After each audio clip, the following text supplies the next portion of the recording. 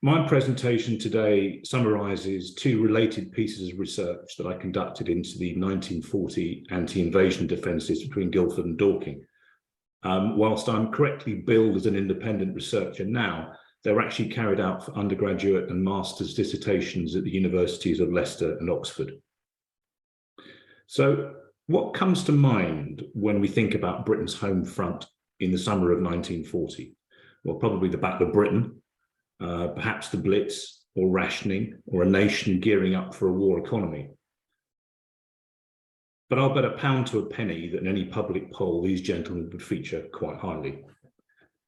The comic antics of Captain Mannering, Sergeant Wilson and Lance Corporal Jones and their part-time brothers in arms have delighted British audiences since the 1960s, and the characters themselves have become national treasures. Their approach to war, undeniably enthusiastic but often incompetent, seems to have struck a chord in the British psyche in a nation which perhaps prides itself on not taking itself too seriously. Now, I'm a great fan of Dad's Army, but I would argue that it was so successful that, combined perhaps with a natural tendency to value the all-round amateur over the professional, it has coloured our view of the competency of Britain's home defence in 1940. Now, the events leading up to the fall of France and the expected invasion of Britain are well known, so I won't recount them here. But it's worth remembering that despite the evacuation at Dunkirk, the British Army in Britain in early June 1940 was undermanned, ill-equipped and immobile. It had only perhaps 100,000 combat-ready troops, few tanks, and those were mostly infantry support vehicles or poorly armoured, almost no artillery, and having left the astonishing number of 63,000 trucks in France, it was almost entirely reliant on requisitioned civilian transport. The War Office's Instruction number 3 of 15th of June 1940 advised that the fall of France appeared to be imminent and that an attack on Britain must now be anticipated. Beach landings might now be expected anywhere on the shortest sea routes between Newhaven and the Wash, and there was no reason to suppose that the Germans would adopt anything other than the same blitzkrieg tactics that had proved so successful in Poland and France. So what did we do in response? Indeed, what could we do? We built thousands of these, pillboxes to act as defensive strongpoints. I don't think anyone has actually ever counted up exactly how many, but the Defence of Britain project in the mid-1990s suggested that some 12,500 of those that survived in Britain were anti-invasion defences dating to the early part of the Second World War. And the vast majority of these were constructed in just 2 months between mid-June and mid-August 1940. So where were they built and how were they intended to be used? In addition to a thin coastal crust of defences, the pillboxes were largely arranged in linear defensive belts in what were known as stop lines. Chief amongst these was the GHQ Line, the last significant linear defence before London, designed to protect it, Bristol and the Midlands. It was intended to run for hundreds of miles in a reverse L shape, from Bristol to London and then north to Yorkshire and into Scotland. It represented the most extensive system of fortifications ever built in Britain to counter the greatest threat the country faced since the Spanish Armada. It generally consisted of a line of pillboxes covering an anti-tank obstacle, either rivers where these existed or an artificial anti-tank ditch where they did not, backed up by trenches, mines and barbed wire. The defensive plan was the brainchild of the head of Home Forces, General Ironside, who at 6'4" and given army humour was inevitably known to everyone as Tiny. Of course, Hitler did not invade and the line was never tested in battle, so we will never know if it would have worked. We couldn't prove it archaeologically in any event. However, its concept and construction have posed other questions that archaeology may help us to answer.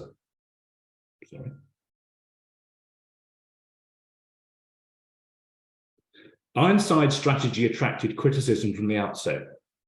The Vice Chiefs of Staff in June 1940 expressed the concern that it appeared that the main resistance might only be offered after the enemy had overrun nearly half of the country. These criticisms were echoed at operational levels. The commander of 55 Division wrote, "I'm very much concerned that we're all going pillbox mad and losing all sense of proportion in the matter of siting defences. The lure of concrete is leading us away from first principles. The countryside is covered with pillboxes, many of which will never be occupied, many could never serve any useful purpose, and many face the wrong way. Much labour, money and material have been wasted. I realise that this is largely due to haste and the desire to get something done quickly." Well, Ironside sought to reassure his senior officers that it was never his intention to abandon the coast. But on 19th of July 1940, only 5 weeks after the order to commence building the stop lines, Allenbrook, a proponent of a much more mobile defensive strategy, was appointed to replace him. Allenbrook was as unimpressed with his predecessor's defensive strategy as the commander of 55 Division and the vice chiefs had been.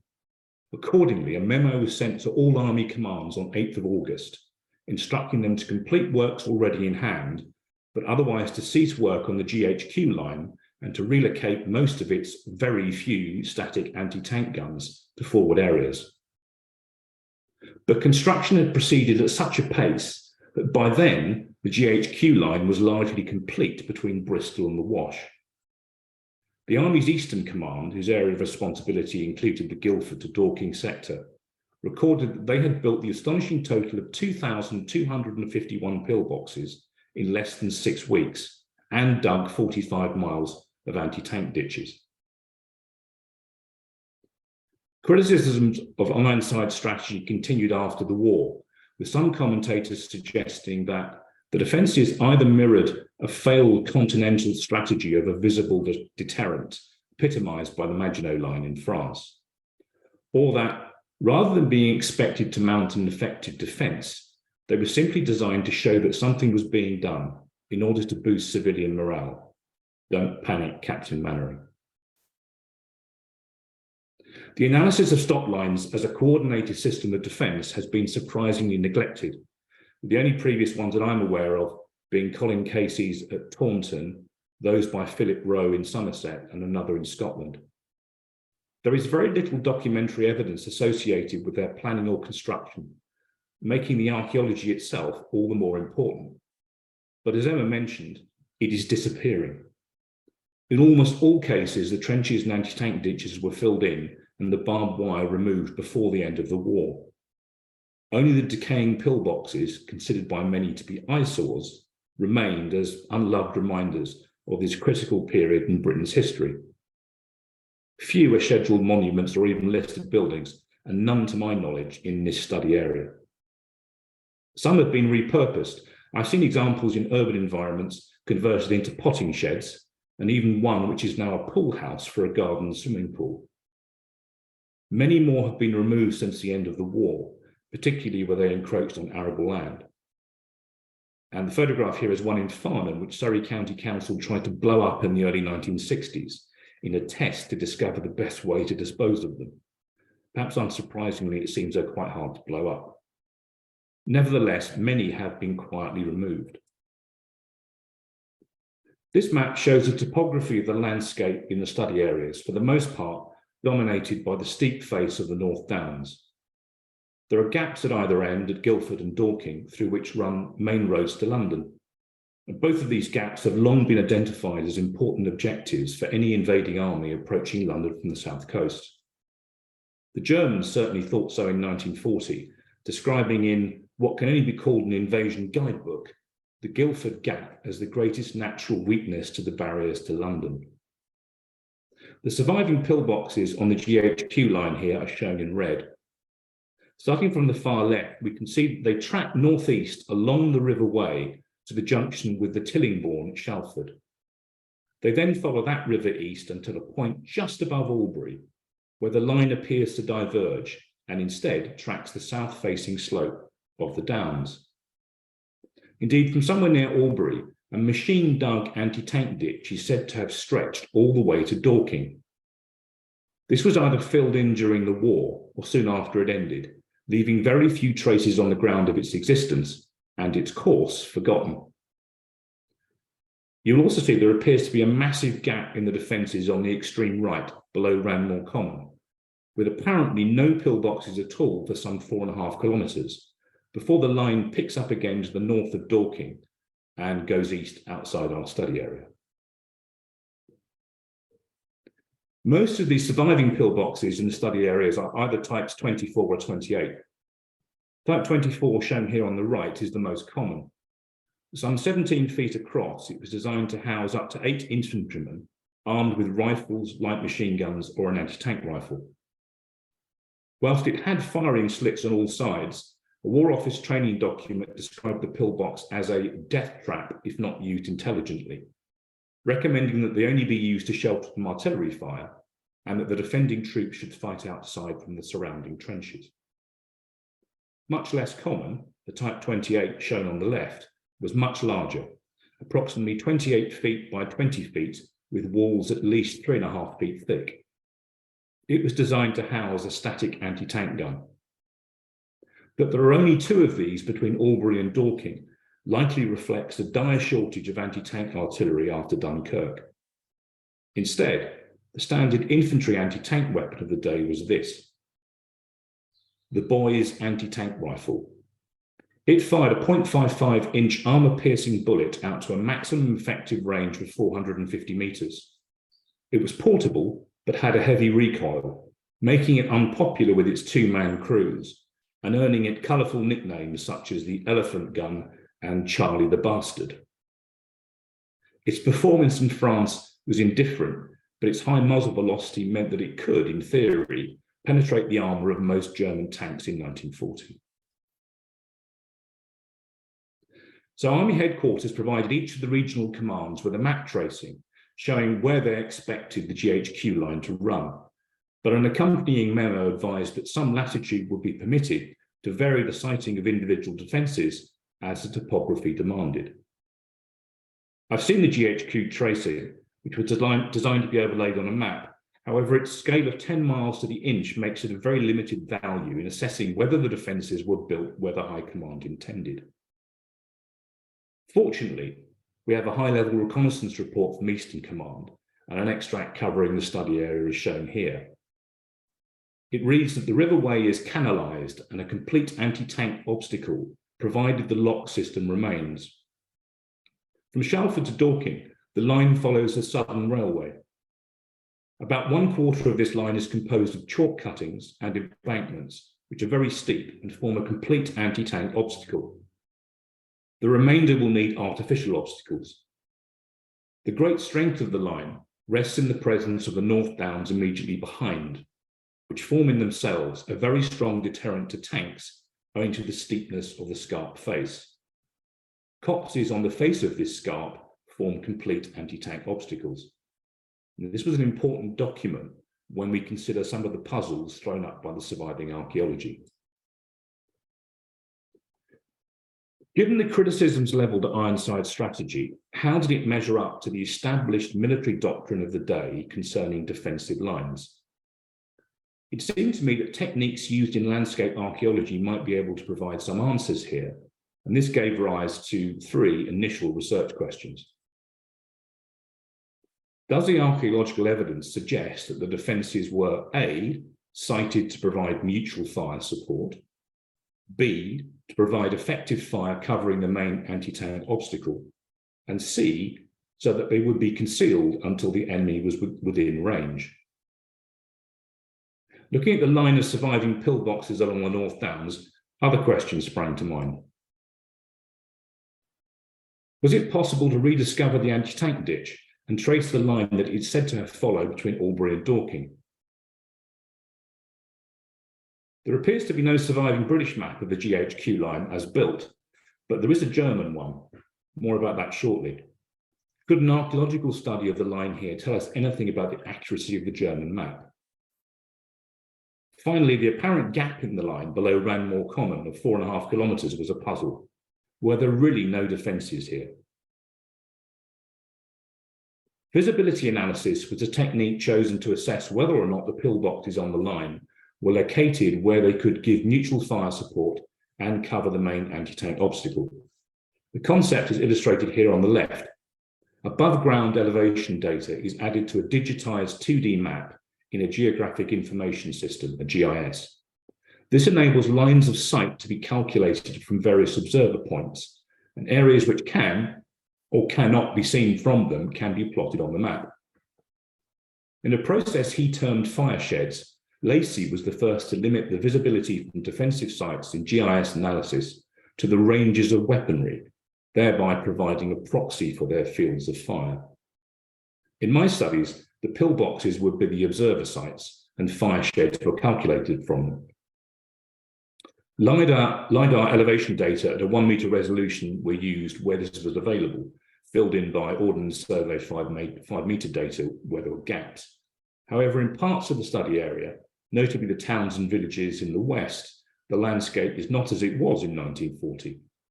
Consequently, a historic digitized elevation model was created for the area between Guildford and Albury in a lengthy and largely manual process by erasing the post-war elevation changes and recreating those present in 1940. So here is an example of one of the fire sheds. This one is at Shalford, where the Rivers Way and Tillingbourne meet. It's a bit busy, but I'll run through it. It shows the infantry pillboxes in green and any designed to house fixed anti-tank guns in pink. The fire shed is limited to the maximum effective range of the boy's anti-tank rifle. I also created similar ones for Bren guns, but because their range was almost identical, I haven't included them here. The pale lilac overlay shows areas that would have been in sight and range of one anti-tank rifle from one of the pillboxes. The darker mauve areas show locations that could have been targeted by 2 or more guns. So what does this show us? Well, I'm hoping you can see my cursor there. Sector 2 here is puzzling. Only 4 surviving sites have been recorded along this stretch of the River Way. The southernmost one is 750 metres from its nearest neighbour in the sector to the south, and 260 metres away from the northern group in Sector 2. It appears that visibility from all sites in this sector was almost non-existent, which is very odd.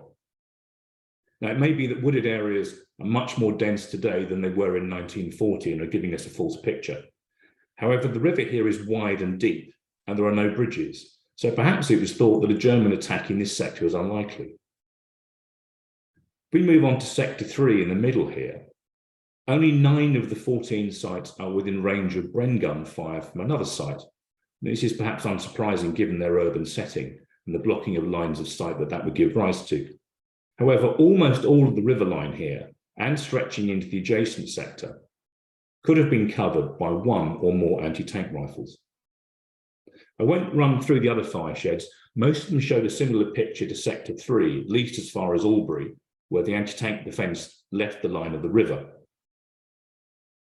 But to summarise up to now, the overall fire shed results between Godalming and Albury suggested that 80% of the sites in the front line of the study area would have been within rifle or Bren gun range of at least 1 other site, and that 77% of the river line here was capable of being covered by 1 or more anti-tank rifles from the pillboxes.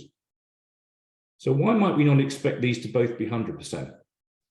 I think there are several possible explanations here.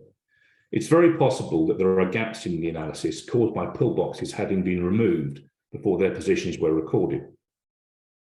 Alternatively, as the reconnaissance report suggested, some parts of the line may have been thought impassable for armour, and it was not thought worthwhile building defences there. Or it may be that intervisibility amongst neighbouring sites was simply not achievable in all instances, given the specific features in the landscape that some appear to have been intended to cover. Frederick Bowman, one of the pillbox builders in the area, noted that there were deficiencies in the siting of some of the defence works, so perhaps some of these surviving sites with visibility is restricted were also failures. Finally, the possibility remains that the sites were not intentionally located in positions from which they could give mutual fire support or cover the anti-tank defence line, and that it is mere coincidence that some could have done. But given that approximately 4/5 of the surviving sites display these characteristics, it is difficult to conclude that this is purely accidental. Unfortunately, my first study ended at Albury. Without knowing where the anti-tank ditch was, it was impossible to say whether the pillboxes east of Albury were sited to cover it. It was clear to me that in order to continue my research to Dorking, I was going to need to find this lost anti-tank ditch. So whilst no contemporary British map of the GHQ Line defences in the area is known to have survived, I mentioned a German one. This is a 1/50,000 scale German map, apparently a reprint of an Ordnance Survey 5th edition, captured after the war, which covers much of Surrey and Sussex. It specifically acknowledges the assistance of the Luftwaffe, and so was presumably compiled from aerial reconnaissance. The extract from it here covers the area between Albury and Sheer, and the thick dark blue zigzag line shows where the Germans thought that the anti-tank ditch commenced, just above Silent Pool on the A25. According to the German map, it continued eastwards all the way to Dorking. So was that it then? Search over? How easy was that? Well, not quite. The problem was that despite numerous walkover surveys, I could find virtually no trace of the ditch on the ground. In any event, how accurate was such a map likely to be? The airspace above the study area was, of course, highly contested in the second half of 1940. And this would have made accurate mapping very challenging. Independent confirmation of the line of the ditch would be needed before it could be used for fireshed analysis. And for that, I began at the other end of the line, at Dorking, because it is here that we find incontrovertible evidence for the existence of the ditch. This slide shows a composite of vertical aerial photographs of the north of Dorking in historic England's records overlaid on a 125,000 period map. These were taken during RAF overflights in 1947, when much of Britain was being mapped from the air. The line of the A24, which forms the eastern boundary of the study area, cuts through the picture running north to London. The River Mole, whose steep banks were said to have replaced the anti-tank ditch at this point, can be seen to the right of it. The dark green circles show recorded sites that are thought to have been parts of the anti-tank ditch, and there are more of them here than in all other parts of the study area combined. The purple line shows where the Germans thought the ditch ran, transcribed from their map. And it seems that the faint line of the ditch can be seen from crop or soil marks just about here, below Bradley Farm. We'll come back to that. But it's striking that there are no recorded pillboxes to the west of the A24. If this was part of the stop line, British military doctrine said that there should have been. Either they were never planned, or planned but not built, or built but subsequently removed. Given the strategic importance of the area, it seems unlikely that the War Office would have intended that it should be devoid of fortifications. It's possible they weren't built before the order to cease construction of the line was given, but some eyewitness accounts and business correspondence suggest otherwise. Mrs. W. Bishop, then an evacuee in Dorking, recalled that a deep trench, tank-type trap, was dug along the lower slopes of the North Downs at Dorking, fortified by concrete pillboxes at strategic points. I also discovered a letter from November 1942 to a Mr. Reginald Bray of Sheer from Cubitt in West, land agents for the neighbouring Denbies and Bradley estate in Dorking. The letter notes that in 1940, the War Department constructed an anti-tank trench and pillboxes across Bradley Farm, along two of Lord Ashcombe's drives, and then it was continued in a westerly direction, going through various estates and farms, including your property, Medlands Farm, Sheer. The letter continued that the War Office had given notice that it intended to give up the defensive works at Christmas 1942, and that it was the firm intention of their client to reinstate the land to its pre-war condition, and they assumed that Mr. Bray would wish to do likewise. So it seems that there were pillboxes here, but they were removed sometime after the war. This looks quite similar to the previous composite image, except these photographs were taken in 1942, and they're some of the only aerial photographs that we have of the study area taken during the war. They clearly show, hopefully I can show you here, what can really only be the anti-tank ditch here before it was filled in. It appears to be wider than the lane to Bradley Farm, suggesting that it was a substantial obstacle. The German map tracks the position of the central section of it fairly accurately, and it's only out by some 70 metres at the western end. Faint marks can be seen in the 1942 aerial photographs along the line of the ditch circled in red here, 2 below Bradley Farm and 1 to the southwest. They look to be structures which are not shown on pre-war mapping. The resolution is not sufficient to make these out very clearly, even less so over zoom, I'm afraid, but there is a hint of a hexagonal shape when magnified, and it's quite possible that they were the pillboxes that were later demolished. Moving west along the line, we come to the area below Ranmore Common. This shows the eastern part of that sector, again with an overlay of a composite of 1942 aerial photographs. The ditch can be seen entering from the right-hand side to disused lime kilns where it appears to terminate. The history of Denby's estate notes that the line did not continue westwards into this sector because the contour of the land was too steep to permit attack by a tank. However, the Cubitt and West letter seems to imply that there was a continuous line of defences stretching from Dorking to Sheer. Moreover, it's apparent from their map that the Germans certainly thought that the ditch continued here, as you can see from the purple line. Now, this feature here, below the purple line, has a dark central colour bounded on either side by white areas, reminiscent of the ditch to the east. However, along a length of almost 2 kilometres, it has none of the characteristic zigzagging that we would expect from an anti-tank ditch. In fact, this is a section of the Pilgrim's Way long-distance footpath. Did the Germans mistake this for the ditch? Walkover surveys disclosed no other possible candidates on the ground. And what of the gap in the line of pillboxes, some 4.5 kilometres wide? Well, none are apparent from the 1942 aerial photography, and I found no evidence of any on the ground.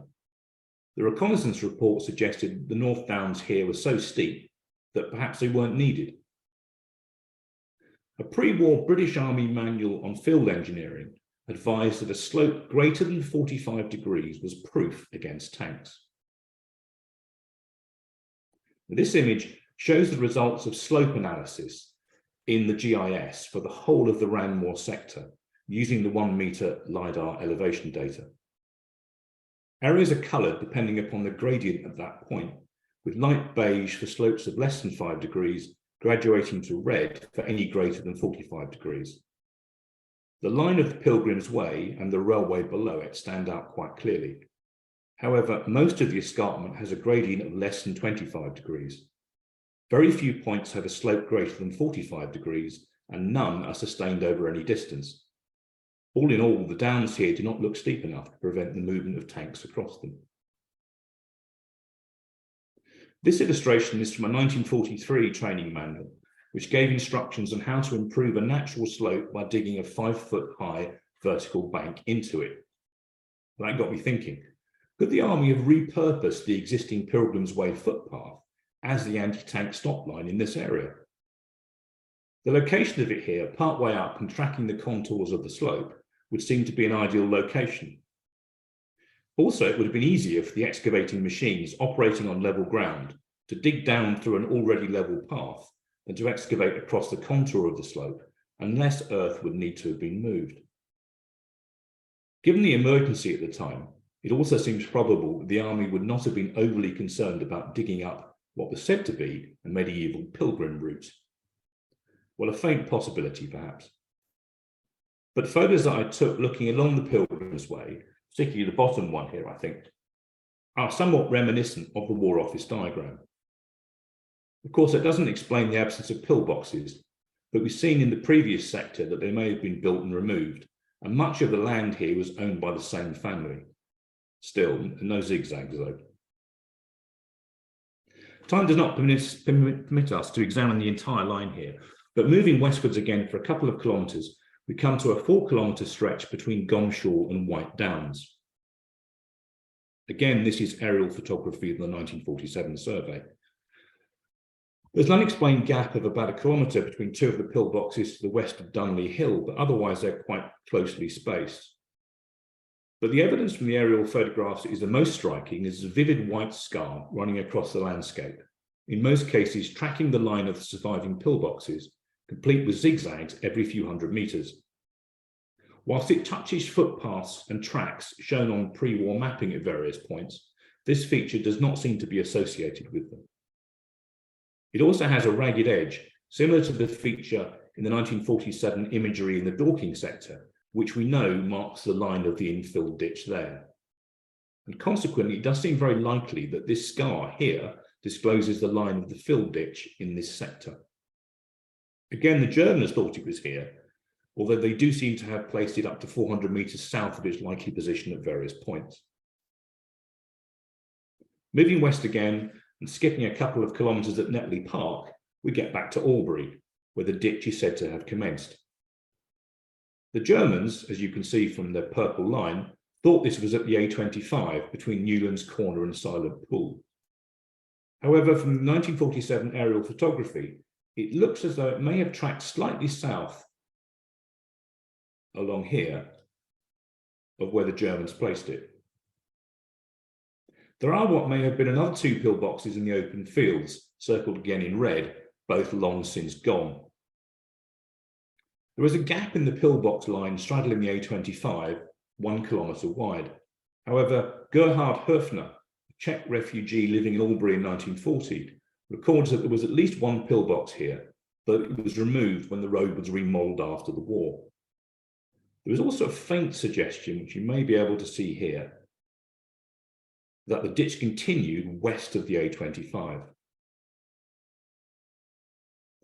This is clear in satellite imagery from 1999, where it does seem to continue for a short way southwest before the trace of it is lost in a large field.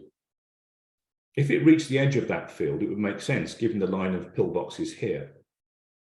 This here is Water Lane, which is sunken deeply at its northern end between very steep sides up to 10 metres high. There is a large sandpit also with steep sides to the east of it, and the topography here shapes a formidable natural anti-tank barrier, and so there may have been no need to dig a ditch at this point. Not far to the southwest, outside this picture, the line begins to track the course of the River Tillingbourne again. However, exactly where the ditch started, it's still not very clear. So it seems that I've been able to trace much of the line of the anti-tank ditch from the aerial photography.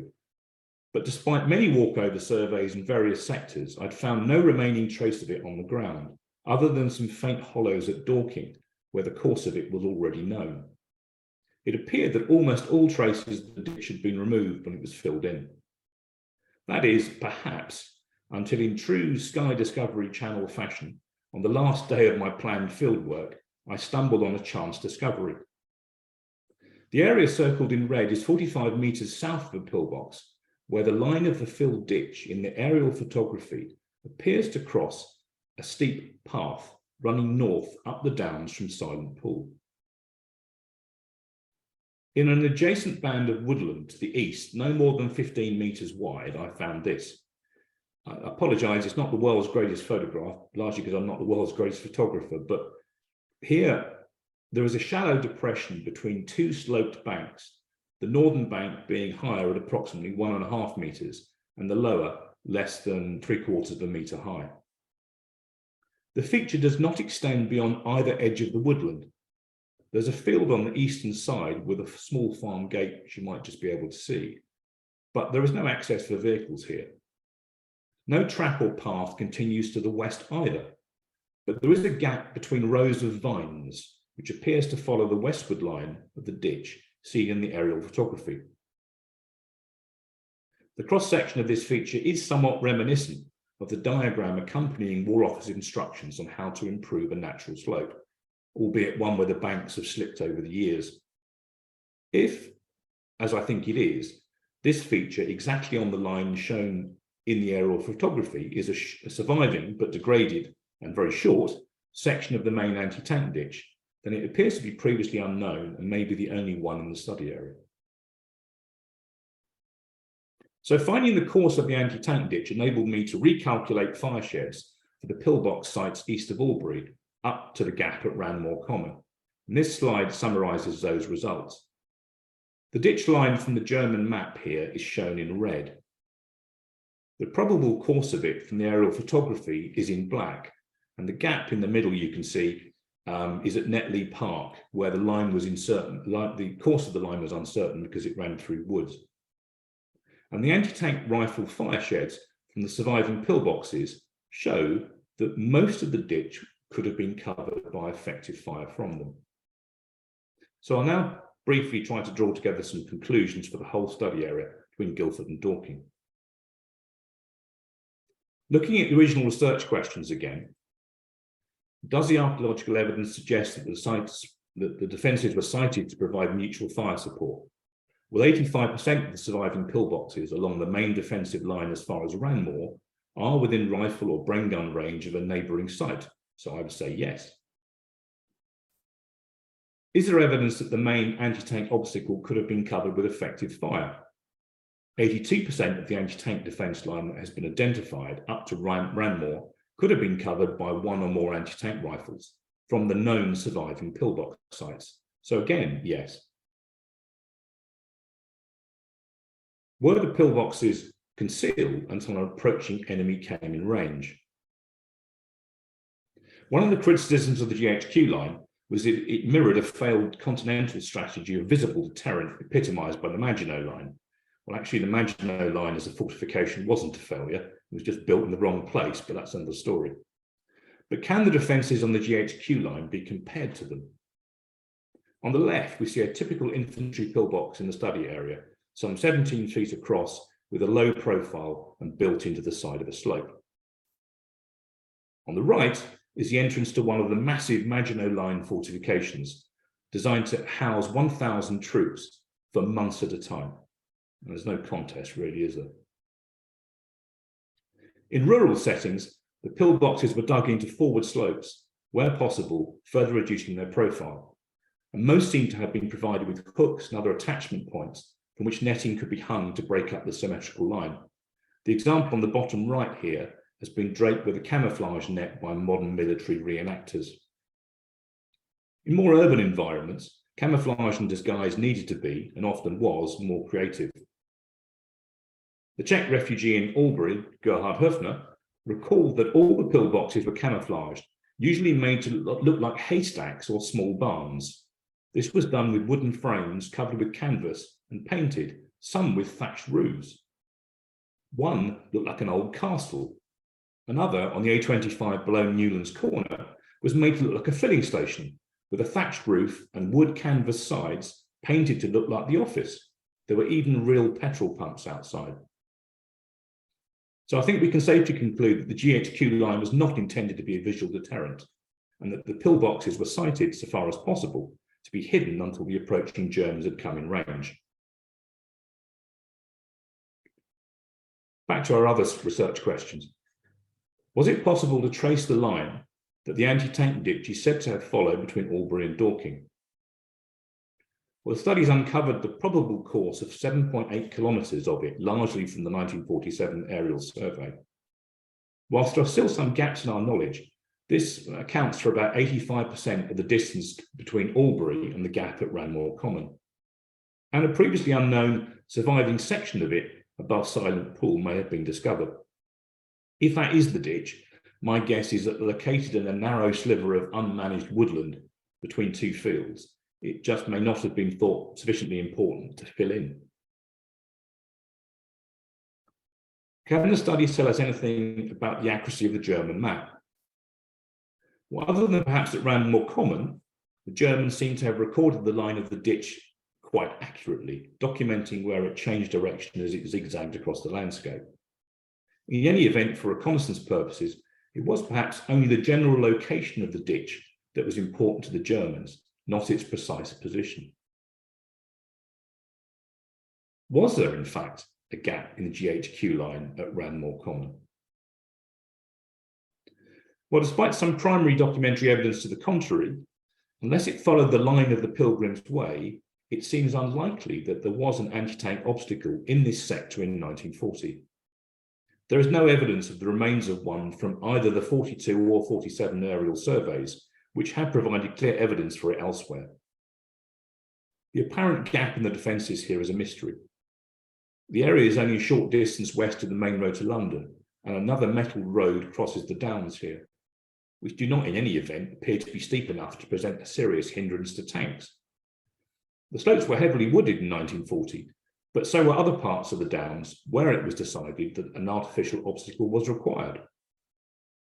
The railway line does not pass through any long, deep cuttings here that might block the progress of tanks either. If there was no ditch, perhaps it was planned but not commenced before the order to cease work was given. Alternatively, the High Command may simply have believed that a combination of the railway line, the gradient of the downs and their wooded slopes did form a complete anti-tank obstacle, as the GHQ reconnaissance report seems to imply. But if that's so, the slope analysis suggests they may have been mistaken. The possibility that the Pilgrim's Way was repurposed as a line of the anti-tank stop here, as the Germans may have thought, is intriguing.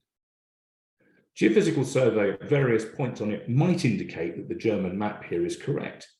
Alternatively, it may rule out the presence of an underlying ditch, but we might never know.